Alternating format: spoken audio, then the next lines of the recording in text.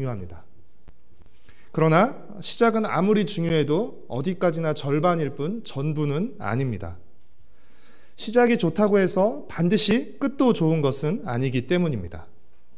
그렇기에 유종의 미라는 고사성어도 있고 끝이 좋아야 다 좋다라는 속담도 있는 것입니다. 만약 여러분이 시작이 좋은 것과 끝이 좋은 것 둘 중 하나를 선택해야 한다면 여러분은 어느 쪽을 선택하시겠습니까? 시작이 좋은 쪽과 끝이 좋은 쪽, 어느 쪽을 선택하시겠어요? 네, 끝이 좋은, 고민할 필요, 혹시라도 고민하신다면 고민할 필요 없습니다. 끝이 좋은 쪽을 선택하셔야 됩니다. 시작은 중요합니다. 그러나 끝은 더 중요합니다. 오늘 우리가 읽은 사사기 8장은 시작에 비해서 끝이 좋지 못했던 한 사람의 모습을 우리에게 보여줍니다. 그 사람의 이름은 바로 기드온입니다. 우리는 지난 시간에 13만 5천 명의 메뚜기 떼 같은 미디안 연합군에 맞서 싸워 승리를 거둔 기드온과 300병사의 거짓말 같은 승리에 대해서 살펴보았습니다. 그 승리의 비결이 어디에 있었죠? 기드온의 탁월한 리더십도 아니었고 300병사의 특출한 용맹함도 아닌 부족하고 연약한 자들을 통해서 자신의 크신 능력과 영광을 드러내시는 하나님의 선택과 섭리에 있었습니다. 하나님은 오래 참으심과 성실하심으로 겁 많고 의심 많은 소심쟁이 기드온을 하나님의 말씀대로 큰 용사로 만들어내셨습니다. 그리고 가장 뛰어난 소수 정예가 아니라 가장 마지막까지 남은 순종하는 소수 300명의 병사로 미디안 연합군을 물리치셨습니다. 이 싸움은 7장 2절에 기록된 하나님의 말씀대로 그들이 잘 싸워서 이겼다고 자랑할 수 없는, 비록 승리하긴 했지만 승리의 이유를 기드온과 300병사에게서 찾을 수 없는 이상한 전쟁이었습니다. 그러나 기드온은 이상하게 그 싸움에서 승리한 후부터 조금씩 변하기 시작했습니다. 요단강을 건너 세바와 살문나를 추격하는 과정에서 기드온은 숫곳과 브누엘 사람들을 위협하며 보복을 다짐합니다. 8장 7절과 9절 말씀을 같이 읽겠습니다. 7절 말씀 먼저 읽겠습니다. 기드온이 이르되 그러면 여호와께서 세바와 살문나를 내 손에 넘겨주신 후에 내가 들가시와 찔레로 너희 살을 찢으리라 하고, 9절 말씀입니다. 기드온이 또 브누엘 사람들에게 말하여 이르되 내가 평안히 돌아올 때 이 망대를 헐리라 하니라. 한마디로 무슨 뜻입니까? 가만히 안 둘 테니까 두고 보자는 겁니다. 기드온이 이렇게 열받은 이유는 무엇 때문이죠? 자신과 병사들에게, 피곤하고 줄인 자신과 병사들에게 먹을 양식을 달라는 기드온의 부탁을 숫곳과 브누엘 사람들이 거절했기 때문입니다. 물론 숫곳과 브누엘 사람들이 세바와 살문나를 뒤쫓는 기드온과 300병사를 돕지 않은 것은 잘못입니다. 그러나 그들 나름대로의 또 이유는 있었습니다. 그게 뭐죠? 미디안과의 전쟁이 아직 완전히 끝난 것이 아니었기 때문이었습니다. 10절 말씀을 함께 읽겠습니다. 이때 세바와 살문나가 갈골에 있는데 동방 사람의 모든 군대 중에 칼든 자 12만 명이 죽었고 그 남은 15,000명 가량은 그들을 따라와서 거기에 있더라. 미디안 연합군은 비록 12만 명이나 죽었다 할지라도 지금 아직 남은 병사의 수가 얼마죠? 15,000명입니다. 그에 비해서 그들을 뒤쫓는 기드온 병사의 수는 얼마입니까? 고작해야 300명입니다. 그러니까 숫곳과 브누엘 사람들의 입장에서는 섣불리 기드온을 도와줄 수 없었던 것입니다.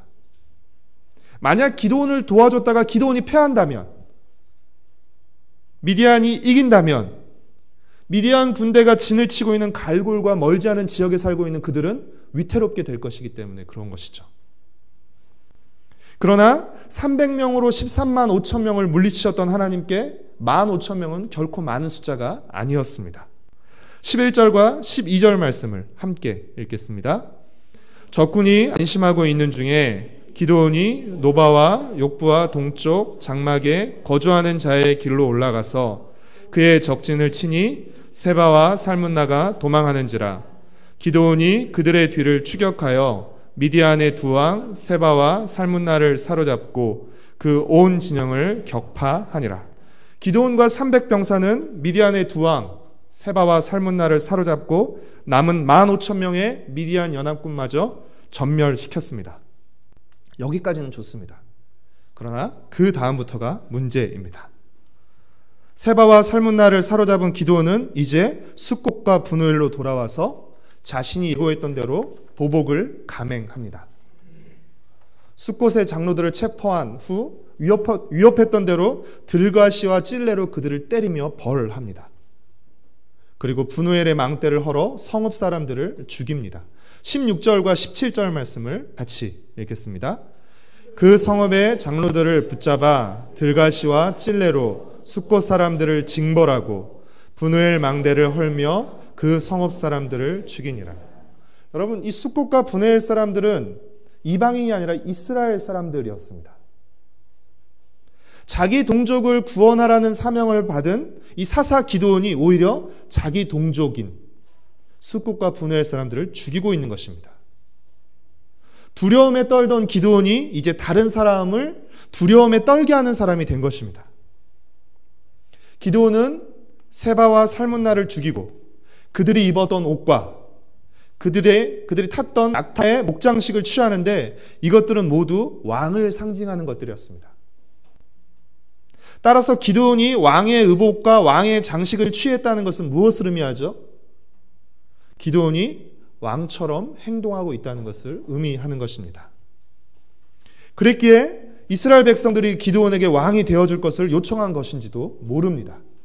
22절 말씀을 같이 읽겠습니다. 그때 이스라엘 사람들이 기드온에게 이르되 당신이 우리를 미디안의 손에서 구원하셨으니 당신과 당신의 아들과 당신의 손자가 우리를 다스리소서 하는지라.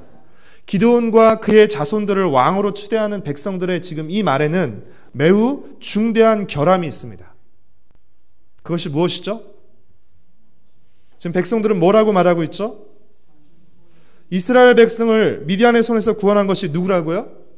기드온이라고 말하지만 사실은 기드온이 아니라 하나님이셨죠. 그런데 왜 백성들은 기드온이 자신들을 미디안의 손에서 구원했다라고 말하고 있는 것일까요? 7장 18절 말씀을 같이 읽겠습니다. 7장 18절 말씀 같이 읽겠습니다. 시작. 나와 나를 따르는 자가 다 나팔을 불거든 너희도 모든 진영 주위에서 나팔을 불며 이르기를 여호와를 위하라 기드온을 위하라 하라 하니라. 7장 20절 말씀을 같이 읽겠습니다. 세대가 나팔을 불며 항아리를 부수고 왼손에 횃불을 들고 오른손에 나팔을 들어 불며 외쳐 이르되 여호와와 기드온의 칼이다 하고. 이스라엘 백성들이 기드온이 이스라엘을 구원한 것이라고 오해한 근거는 아마 이 미디안 연합군과의 전쟁에서 외쳤던 여호와를 위하라 그리고 기드온을 위하라 그리고 여호와와 기드온의 칼이다라는 말 때문이지 않을까 싶습니다. 그러나 설령 백성들이 이렇게 오해하고 있다 할지라도 기드온은 백성들에게 어떻게 말해야 되는 것이죠? 내가 너희를 구원한 것이 아니라 하나님이 우리를 구원하신 것이다 라고 말해야 되죠. 하지만 기드온은 그렇게 말하지 않았습니다. 8장 23절 말씀을 같이 읽겠습니다. 기드온이 그들에게 이르되 내가 너희를 다스리지 아니하겠고 나의 아들도 너희를 다스리지 아니할 것이요 여호와께서 너희를 다스리시리라 하니라. 23절의 이 기드온의 말은 왕이 되기를 거절하고 하나님이 왕이심을 고백하는 멋진 신앙 고백의 말처럼 들립니다. 그러나 그 멋진 말 뒤에 따르는 기드온의 행동을 보면 그의 말과 행동이 다르다는 사실을 발견할 수 있습니다. 24절 말씀을 같이 읽겠습니다. 기드온이 또 그들에게 이르되 내가 너희에게 요청할 일이 있으니 너희는 각기 탈취한 귀고리를 내게 줄지니라 하였으니 이는 그들이 이스마엘 사람들이므로 금 귀고리가 있었음이라.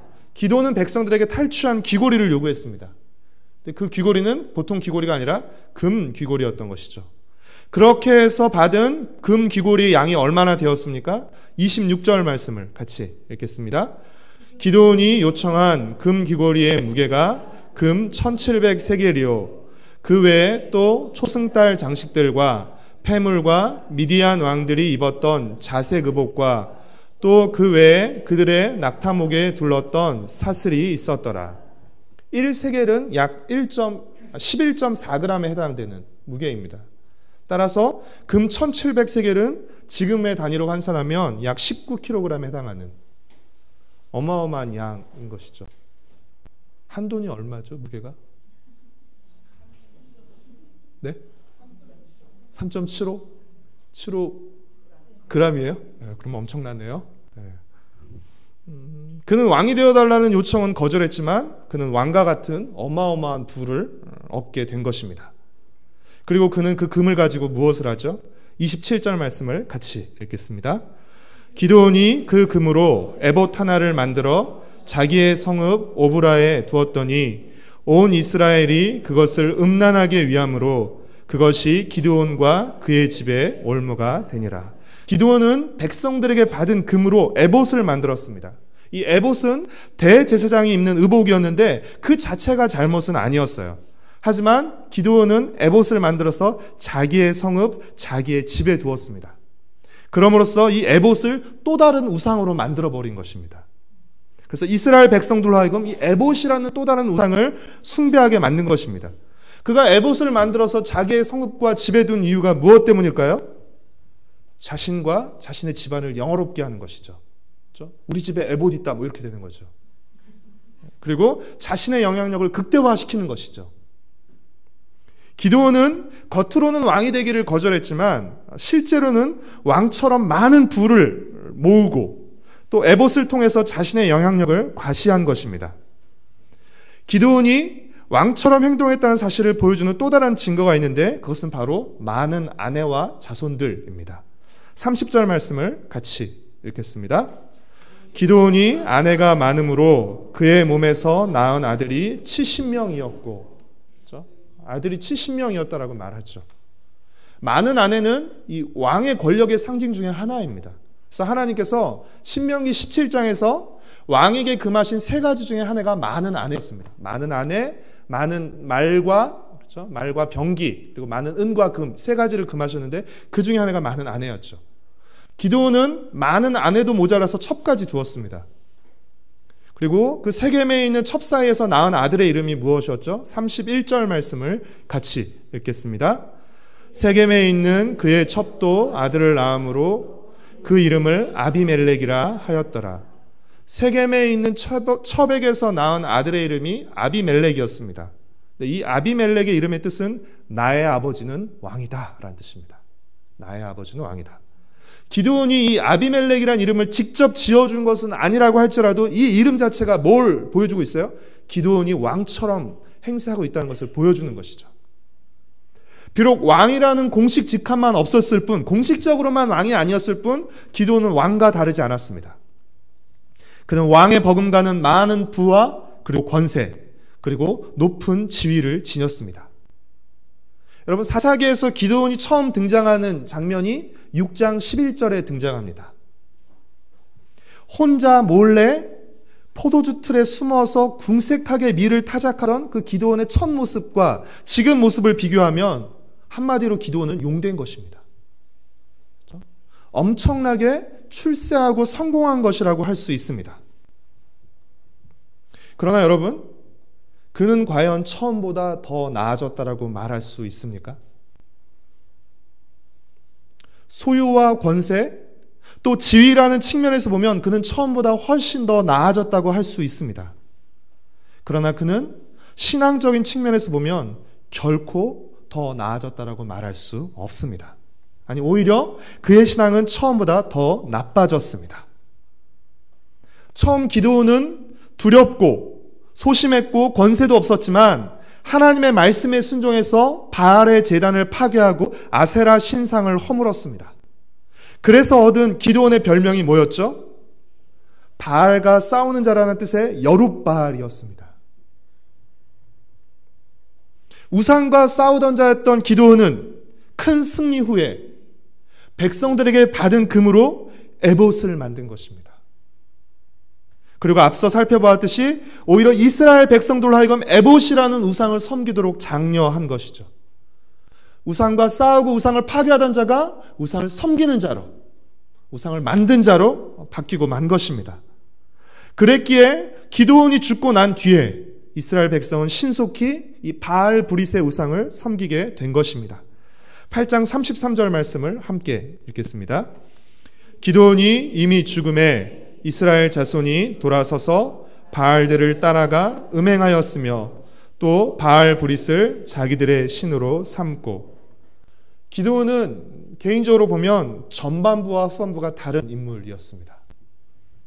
개인적으로 그랬을 뿐 아니라 이 사사기 전체에서도 이 전환점이 되는 인물입니다. 그래서 기드온 이전에 등장하는 사사들은 기드온 이후에 등장하는 사사들과 달리 좀 괜찮은 사사들입니다. 그러나 기드온 이후에 등장하는 사사들은 하나같이 문제가 많은 사사들이 등장합니다. 하나님은 인내와 성실로 겁쟁이 기드온을 말씀대로 큰 용사로 만드셨지만 큰 용사가 된 기드온은 마치 자신의 힘으로 승리한 것처럼 착각하면서 왕처럼 교만하게 굴었던 것입니다. 소심하고 나약했던 기드온이 힘맛을 보고 나서 교만하고 포악해졌다는 것입니다. 기드온은 하나님을 의지하고 말씀에 순종함으로써 큰 승리를 거두었지만 그 승리 이후에 하나님을 의지하지 않고 순종하지 않음으로써 용두사미로 끝나버리고 만 것입니다. 사랑하는 성도 여러분, 승리하기까지 순종하는 것 너무 중요합니다. 하지만 승리 이후에도 순종하는 것이 더 중요하고 어렵습니다. 힘이 없을 때는 겸손하지 않을래야 겸손하지 않을 수 없어요. 힘이 없으니까. 힘이 없고 돈이 없는데 어떻게 교만할 수가 있어요? 그러니까 겸손하지 않을래야 겸손할 수 없어서 어떻게 해요? 하나님을 의지할 수밖에 없는 것입니다. 그래서 어떤 면에 있어서는 더 순종하기가 쉽습니다. 없으면, 힘이 없으면, 돈이 없으면, 약하면 하나님을 의지할 수밖에 없고 순종하기가 더 쉽습니다. 그러나 승리를 경험하고 힘과 돈이 생기면 교만하기 쉽고 하나님을 의지하지 않아도 뭔가를 할 수 있습니다. 그러니까 순종하기가 더 어려워지게 되는 것입니다. 사랑하는 성도 여러분, 우리가 거둔 승리와 성공이 있다면 그것은 내 힘으로 거둔 것이 아니라 나를 통해 일하신 하나님의 힘 때문인 것입니다. 내 힘 때문에 승리한 것이 아니라 나를 통해 일하신 하나님의 힘 때문인 것입니다. 여러분, 승리한 것도 어렵지만 승리 이후가 더 어렵습니다. 한 번 잘하는 것도 쉽지 않지만 끝까지 잘하는 것은 더욱 쉽지 않습니다. 우리는 끝까지 겸손하며 오직 하나님께만 영광을 돌려야 합니다.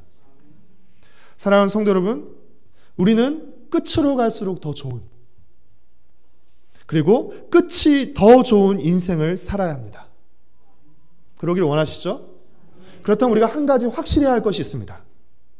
우리는 끝이 좋은 인생을 살기를 원하는데 그렇다면 그 좋음의 기준이 뭐냐는 것입니다. 여러분, 그 좋음의 기준이 무엇입니까? 더 많은 소유, 더 강한 권세, 더 높은 지위가 아니라 하나님과의 관계라는 것입니다. 하나님을 더 사랑하는 것이 더 좋은 것이며 하나님을 더 닮아가는 것이 더 좋은 것이며 하나님을 더 의지하는 것이 더 좋은 것이라는 것입니다. 하나님의 말씀에 더 순종하는 것이 더 좋은 것이며 진짜 좋은 것이라는 것입니다. 사랑하는 성도 여러분, 갈라디아서 3장 3절의 표현처럼 우리는 성령으로 시작했다가 육체로 끝나는 그런 어리석은 자가 되어서는 안 될 것입니다. 기드온은 처음보다 나중에 더 많은 소유, 더 많은 권력, 더 높은 지위를 지녔습니다. 그 기준으로 보면 그는 끝이 좋은 인생인 것이죠. 하지만 하나님과의 관계에서 보면 그는 결코 좋은 인생이, 끝이 좋은 인생이 아니었던 것입니다. 이제 2015년도 2달여밖에 남지 않았습니다.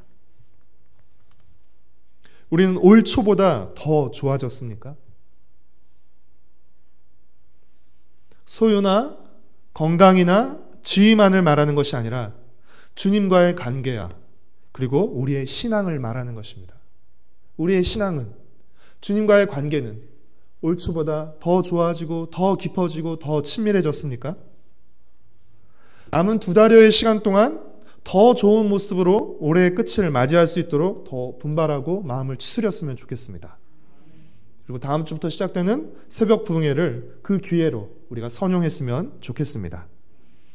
사랑하는 성도 여러분, 세상은 항상 화려하고 거창하게 시작합니다.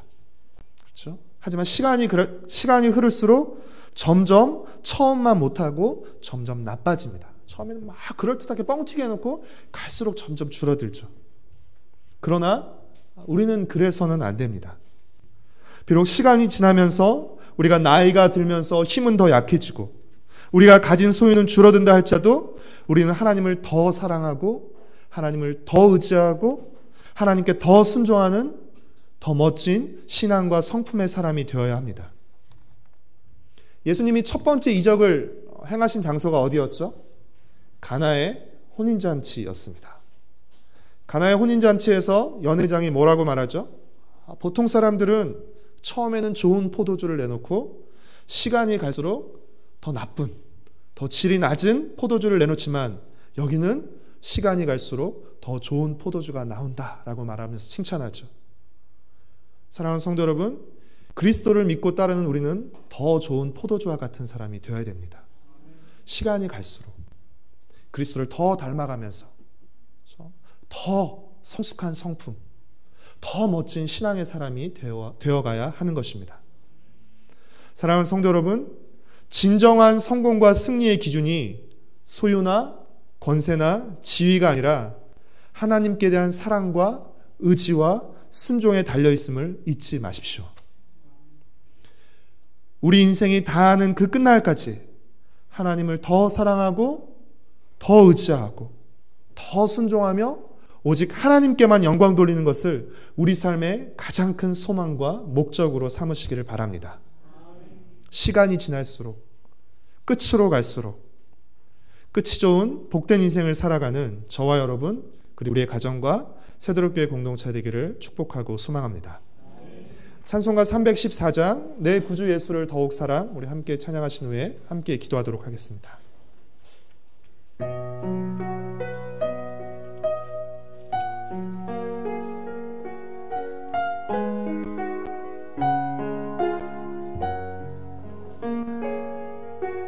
내 구주 예수를 더욱 사랑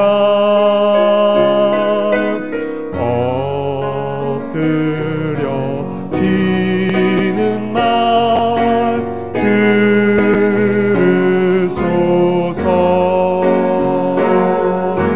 내 진정 소원이 내 구주 예수를 더욱 사랑 더욱 이전엔 세상 나 기뻤어도 이전은 세상 나 기뻤어도 지금 내 기쁨은 오직 예수. 다만 내비는 날 내 구주 예수를 더욱 사랑 더욱 사랑 이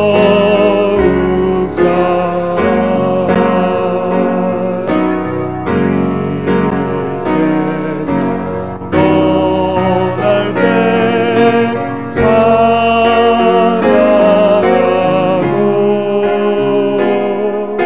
숨질 때 하는 말 이것일세. 다만 내비는 말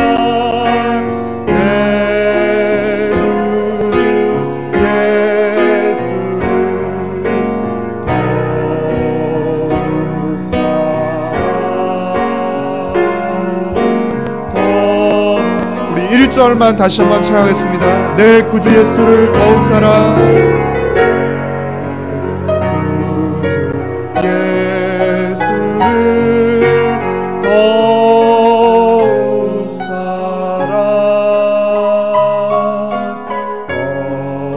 엎드려 비는 말 들으 내 진정 소원이, 내 진정 소원이 내 구주 예수를 더욱 사랑,